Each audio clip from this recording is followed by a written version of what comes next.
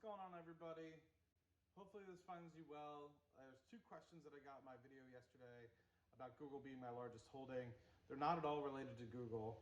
There is some questions about the split and when that's happening. That's happening in June. So when I have more information on that, I'll be sure to update. But two questions. One's from Jay's Place. Love Google, slowly closing on 2 shares.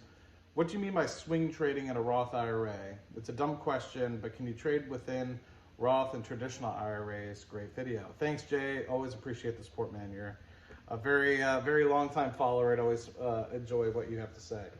So what I mean by swing trading. So swing trading meaning you see an opportunity in a position, whether it's currently undervalued, you think that there's going to be great earnings, you want to potentially buy into it, get a 5 to 10% move in the stock, maybe more, and sell out, right? So you're only going to be into it for a short amount of time.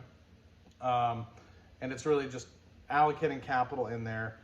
You can do this in a Roth, you can do this in traditional, you can do this in individual brokerage account. It's just a method of trading. So more people think about day trading. Some people think about buy and hold, long-term investing. This is just a kind of intermediate sort of one. You could do swing trading on the matter of a couple days, a couple weeks, a couple months. I wouldn't consider years being a swing trade, right? So good example that I saw in this, Caterpillar, maybe not so much because I kind of ended up holding the position, but I saw that Caterpillar was massively underpriced in October of 2019. Took the opportunity to do that. More specifically, actually, probably what you're asking this in reference to is I sold Philip Morris out of my Roth IRA and I used those proceeds to buy 200 shares of TQQQ. And I've thought about selling as a swing trade my TQQQ because it's up about 20-25% since then over the course of a couple days. So it's like, well, you know, why hold on to it? If you could lock in those gains, it's tax-free at that point. You know, you could kind of move it over. So it's not like you're going to be paying short-term capital gains or anything like that. Move it back into Philip Morris, get yourself another 20-25% more shares in Philip Morris, be able to get 20-25% more dividends out of Philip Morris, or a different stock that I think might be more appropriate, whether that's a technology stock with a decent dividend growth or what have you. So that's kind of what I mean by swing trade. You see a short-term opportunity. Philip Morris was trading at a relatively flat price, and I said, hey, sell high, buy low, right? You're obviously selling Philip Morris at a pretty decent price, over $100 a share. You're buying TQQQ at a 35-40% discount from where it was trading just over a month ago. So had that opportunity to do a buy into TQQQ at a low price, and it's, you know, gone up about 20% since then. So that's kind of what I meant by that. The second question from Jigsaw. What's going on, man? Always appreciate your questions. You like Solana? Still way down right now. Coinbase is about to list a bunch of coins from the Solana ecosystem. I don't know. Solana's not bad. It's an L1. I don't know much about cryptocurrencies. I'm just going to be point blank. But I think it's a good opportunity. It's got way less transaction fees than, say, Ethereum does at the moment.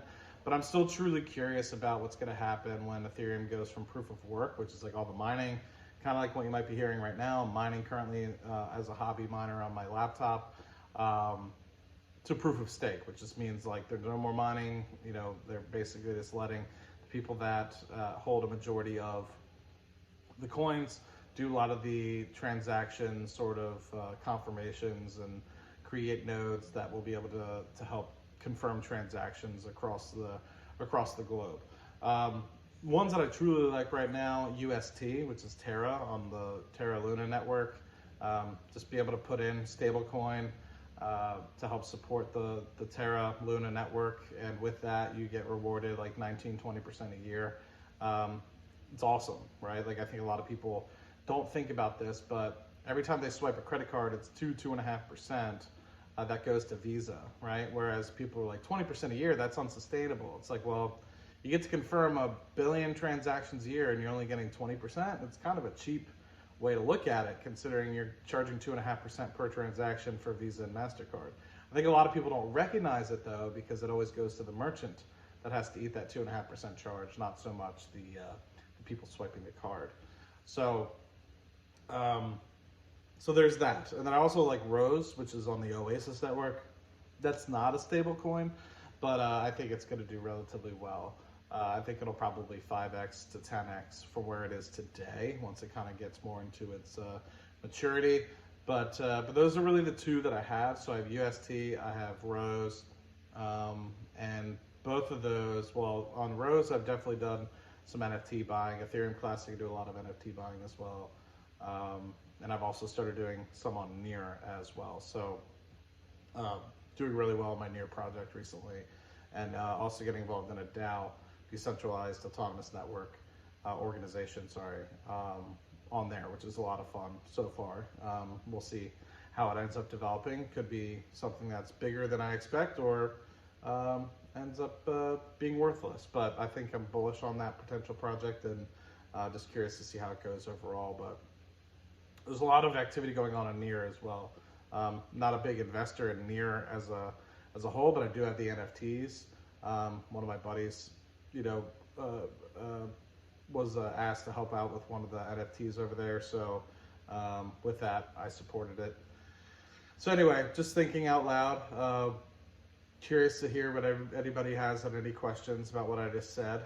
More than happy to answer it on another video, responses like this. So thanks, guys. And sorry I couldn't get the green screen working today. So appreciate your patience as the green screen just decided not to work today. No, it's just a little bit foggy out there. You can still see some of the buildings back there. But anyway, hope you guys have a great day. Let me know if you have any other questions.